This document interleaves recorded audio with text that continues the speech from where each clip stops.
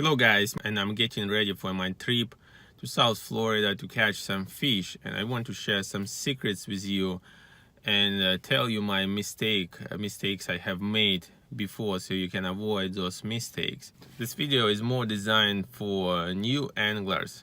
If you have some experience, you can skip this video and don't watch it. You're probably not going to find anything new here. I just realized I have made lots of mistakes, and I want to help people who just start in fishing to avoid those mistakes. So if you just start in fishing, probably booking a charter, experienced fishing guide would be the way to go.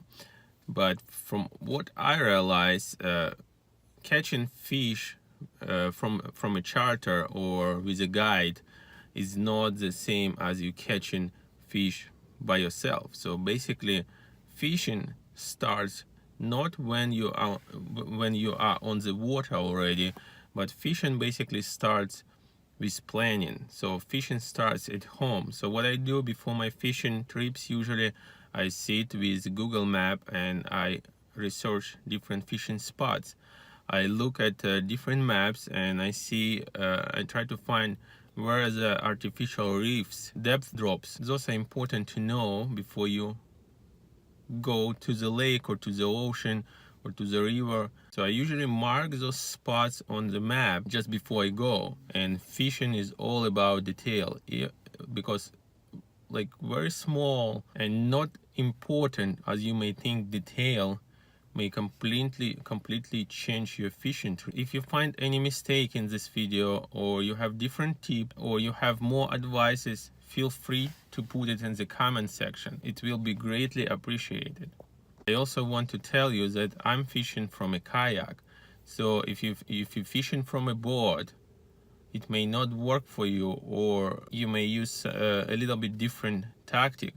From my experience, what I found, fishing from a kayak is much more rewarding, and it's a different type of fishing. Like when you fight a big fish from a kayak, you perceive it totally different than if you fight the same fish from a boat. You know, when I tried to fish from a boat recently, it's so much less challenging than fishing from a kayak. On a kayak, you have to, like, especially when you fight a big fish, you feel like this fish is pulling you to different direction. You always have to maintain your balance. You have to work with your reel and fishing rod all the time. You need to adjust your drag all the time depending on the fish. Also, just being on a kayak in the ocean or on the lake feels totally different than being on the boat. Like when you are in the small kayak, you basically kind of feel that you are a part of surrounding your wild nature. So if you haven't done any fishing from a kayak, I would definitely recommend you to try. But obviously don't go by yourself first few times. Hire some experienced guides and go with guides. That's what I would suggest. So let's go back to the secrets. So I think the most important secret, I would put it number one, is to use the lightest tackle you can. I see lots of people, they go fishing for trout or redfish and they lose like 30-40 pound test line, or they buy those rigs from internet or from Amazon or from Academy, and there's like thick wires there. Like, you know, I was like, you guys fishing for like trout and redfish with wire, and so you definitely don't need to use wire when you fish for trout or redfish. You probably need to use just like 6-8 pound test fluorocarbon or monofilament line. The same thing when you fish in the clear water. So particularly when you fish in clear water, you want to use the lightest tackle possible. It's also important when you fish from a kayak, because if you hook a big fish, or for example your reel malfunctions, right, and your line gets stuck, or sometimes it's wrapped around rod tip, you hook a big fish and you're on a kayak, so this fish may flip you on the first run, and that's very dangerous if you're in the ocean. That's why it's important to use the lightest tackle possible.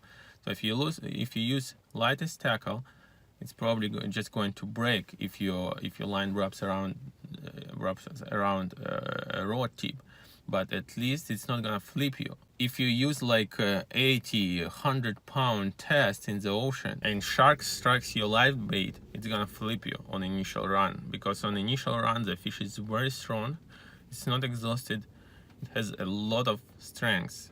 Like sailfish, it can go up to like 70 miles per hour. Kingfish can go up to 50 miles per hour. Those fish are very, very fast and very, very strong. Also, if you use a thick wire in clear water, it's a good chance you are not going to catch anything at all, because ocean is a very, very hostile environment. The fish has to apply all of experience to survive this environment.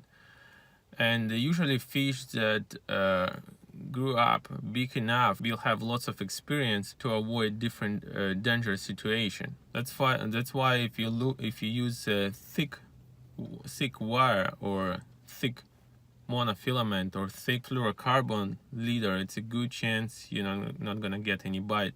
Now in South Florida, we need to use a wire because fluorocarbon probably it's a good chance if you use fluorocarbon you get lots of cutoff, because there are lots of fish with teeth like kingfish, barracuda, shark, and that's kind of disadvantage because the fish sees wire better than fluorocarbon. So for this reason I usually use number 4 wire. You can use number 4, number 5, which is 38 or 44 pound test, but some people even use 30 pound test. I know some people, especially for tournament, for like sailfish tournament and stuff like that, people use like 30 pound fluorocarbon if they target specifically sailfish. Yes, you may have lots of cutoffs, but that's the best chance probably to catch sailfish. Also in South Florida, I personally use so-called stinger rig. So basically what is that? I'll show you in the minute how I do it, and I don't use any swivels.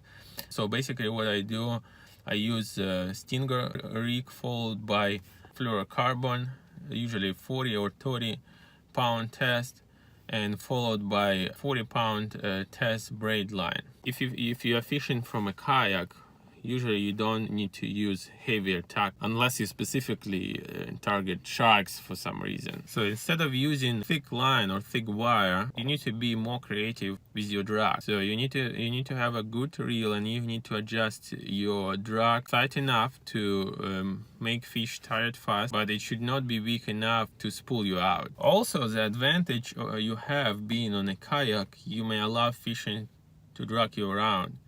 So you're using your fishing reel, you're using your fishing rod, and you're using kayak itself to fight the fish. You have some advantage being on a kayak instead of being on the boat as well.